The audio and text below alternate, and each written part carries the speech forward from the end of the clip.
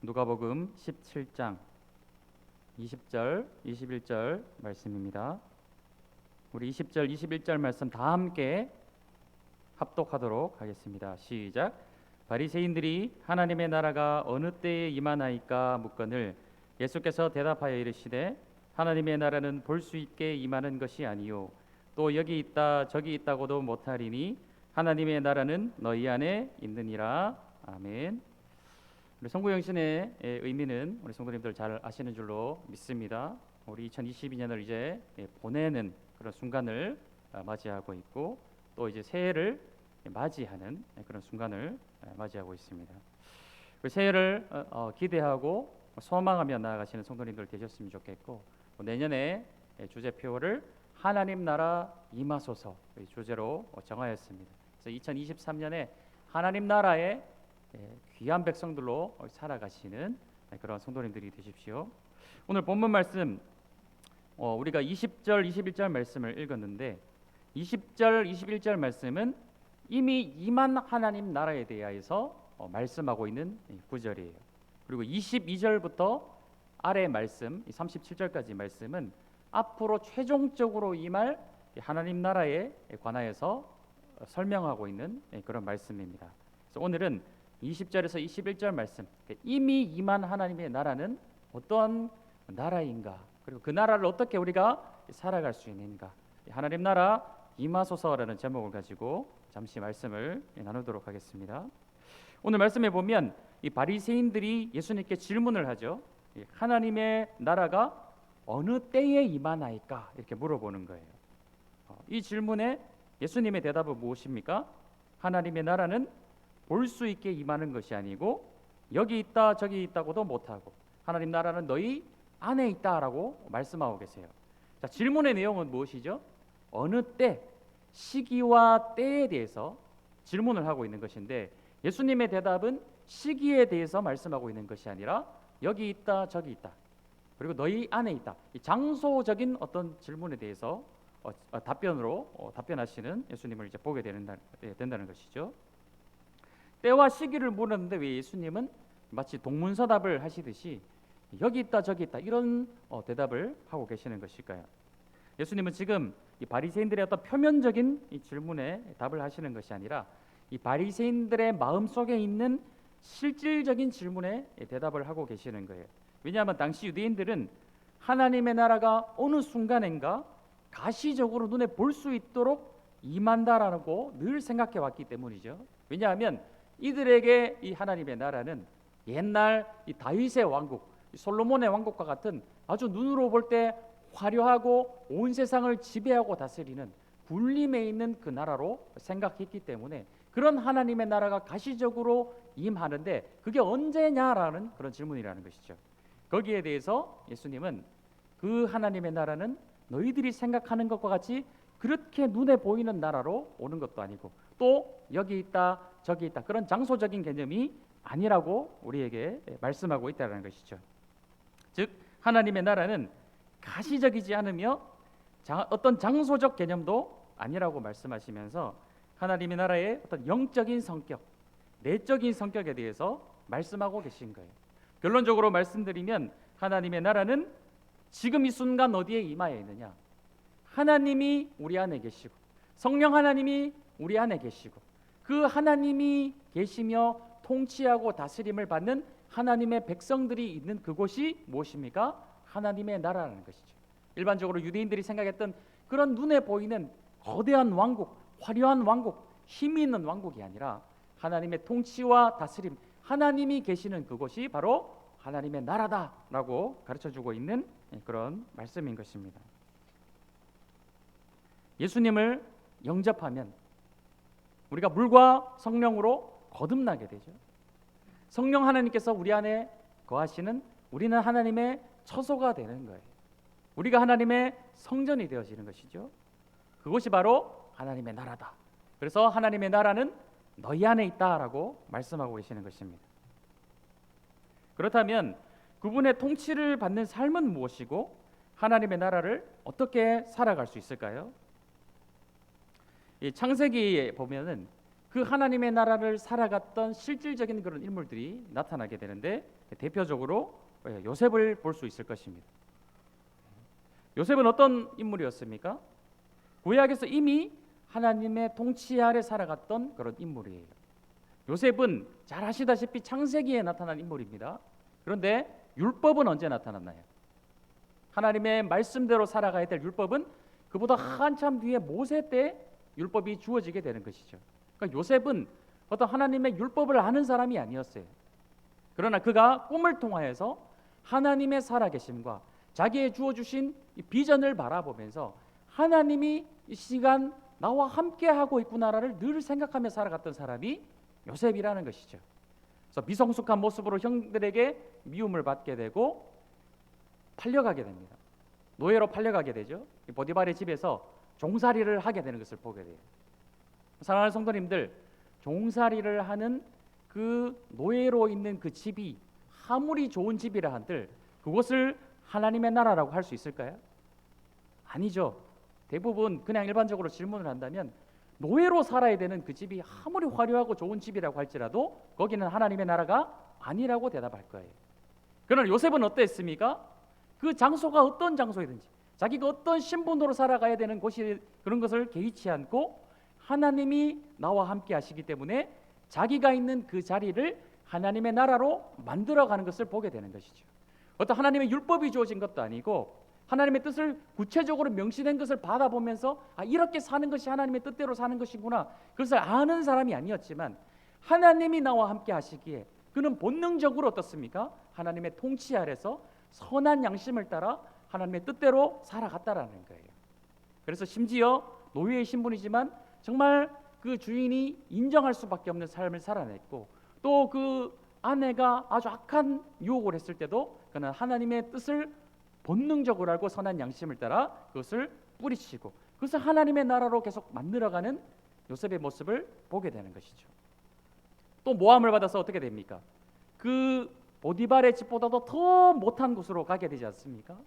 우리가 이 땅에서 살아가면서 가장 처참하고 비참하고 가기 싫은 곳이라고 한다면 어느 곳을 꼽을 수 있을까요? 감옥이죠.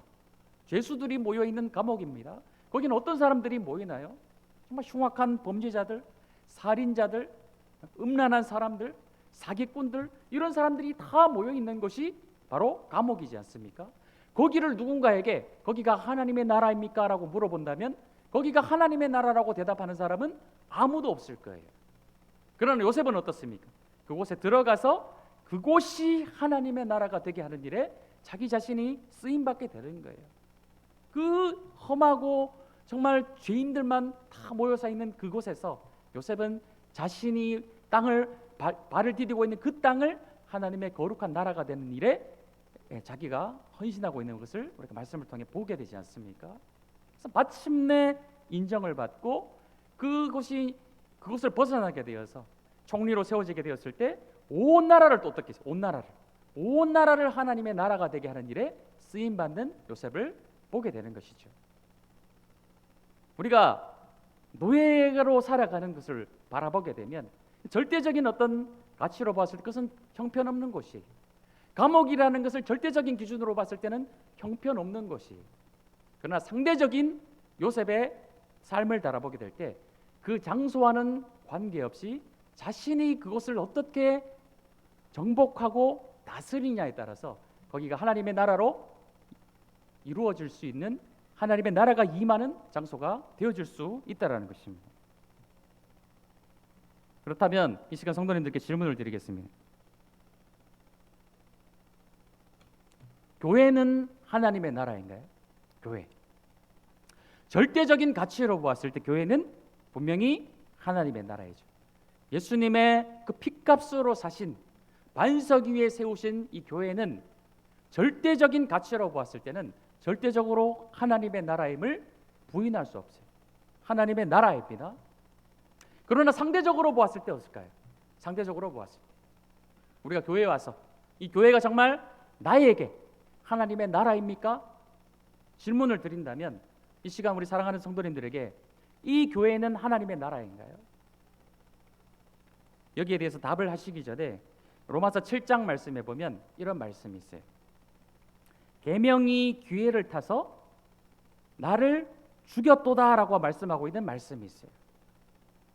자, 이 죄가 계명을 타서 기회를 봐가지고 제가 계명을 기회를 타서 나를 죽였도다라는 말씀이 있어요. 찾지는 않겠습니다. 나중에 로마서 7장 8절에서 11절 말씀을 한번 좀 읽어보십시오. 자, 죄가 기회를 타서 계명으로 말미암아 어떻게 했다고요? 사람의 생명을 살려야 될 걸 계명이 나를 죽였다라고 말씀하고 있어요. 나만 죽이는 것이 아니라 다른 사람도 죽였다라고 말씀하고 있어요. 자, 하나님의 말씀, 이 계명은 절대적인 가치로 보았을 때 선한 것이죠. 하나님의 말씀이니까요. 말할 것도 없어요. 선한 것이에요.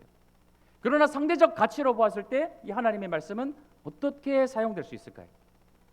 만약 이 말씀이 어떤 이단의 손에 들려 있다고 보겠습니다. 이단이 이 말씀을 이용해 가지고 사람들을 속이고 그 영혼들을 다 죽는 길로 내몰 수 있을까요, 없을까요?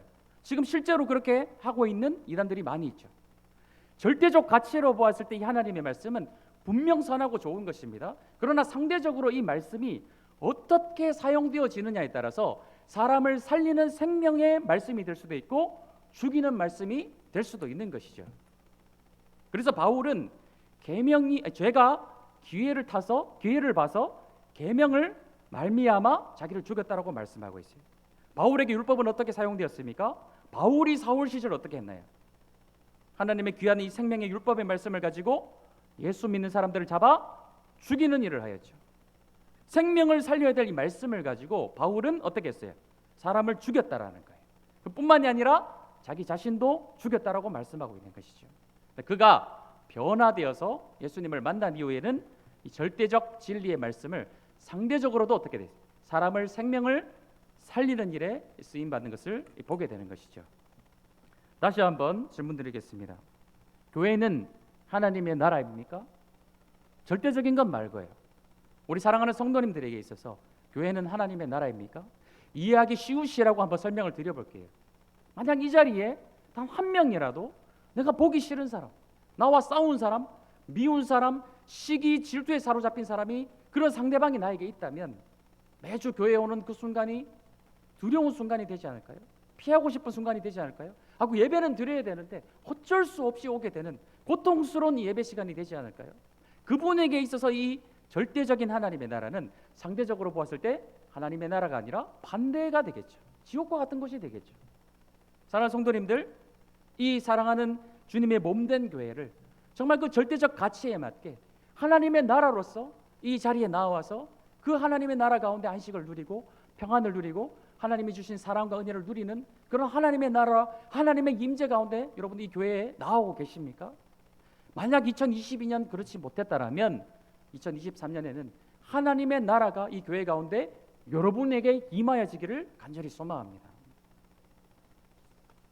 가정은 어떤 거예요? 가정. 사랑하는 성도님들, 2022년 여러분의 가정은 하나님의 나라였습니까? 가정이 하나님의 나라였을까요? 가정은 절대적으로 보았을 때 어떨까요? 절대적인 가치로 보았을 때 하나님께서 생육하고 번성하여 땅에 충만하라, 가장 최초에 우리에게 주신 언약의 말씀, 원시적인 언약의 말씀이. 그래서 이 가정이라는 것은 하나님의 세우신 거예요. 하나님이 세우신 거예요. 절대적 가치로 보았을 때 가정은 선한 것이고 아름다운 것입니다. 절대적으로 보았을 때 그렇다라는 거예요. 그럼 상대적으로 보았을 때 어떨까요? 상대적으로 여러분에게 가정은 그 절대적인 가치와 같이 나에게 선한 것, 아름다운 것, 하나님의 나라였습니까? 그랬다면 너무나도 감사한 것이죠. 그러나 때때로 하나님의 나라가 아니라 때때로 내 가정이 마치 지옥과 같은 곳이었다면 사랑하는 성도님들, 이 안에를 보내버리시고 2023년에는 하나님의 나라가 임하는 여러분의 가정이 되시기를 간절히 축복드립니다. 일터는 어떨까요? 일터. 사랑하는 성도님들, 일터는 어땠습니까? 2020년을 돌아보십시오. 내가 일하는 현장, 어떻게 보면 가정에서의 시간보다도 더 많은 시간을 보내는 일터에서 그것이 하나님의 나라가 여러분 가운데 임하셨나요? 아니면 하나님의 나라는 오간되었고 지옥과 같은 곳, 정말 가기 싫은 곳, 저주받은 곳, 어쩔 수 없이 먹고 살기 위해 갈 수밖에 없는 곳이었다면 그 일터는 하나님의 나라가 아니라 지옥과 같은 곳이었겠죠. 그런 그 일터가 여러분의 2022년 여러분의 일터였다면 2023년에는 하나님의 나라가 여러분의 일터 가운데 임하는 축복을 누리시기를 바랍니다. 우리가 1월 첫 주 오늘 벌써 해가 바뀌어서 오후 예배 시간에 일터에 관해서 몇 주간 말씀을 준비하고 있어요. 일터에서 어떻게 하면 우리가 하나님의 나라를 살아갈 수 있을까? 그래서 오후 시간을 몇 주간 이 말씀을 가지고 함께 나누려고 합니다. 아무튼 우리 사랑하는 성도님들에게 2023년 여러분의 교회가, 여러분의 가정이, 여러분의 일터가 그 어느 곳이 되었든지 하나님의 나라가 임하여져서 하나님의 통치와 다스림 가운데, 하나님의 함께하심 가운데 하나님이 주시는 참된 평안과 안식을 누리며 하나님에게 사랑 가운데 살아가시는, 하나님의 나라가 임하는 축복을 누리시며 살아가는 성도님들의 삶이 되시기를 축복합니다. 기도하겠습니다. 죄송합니다. 기도하기 전에 우리 한번 찬양했으면 좋겠어요.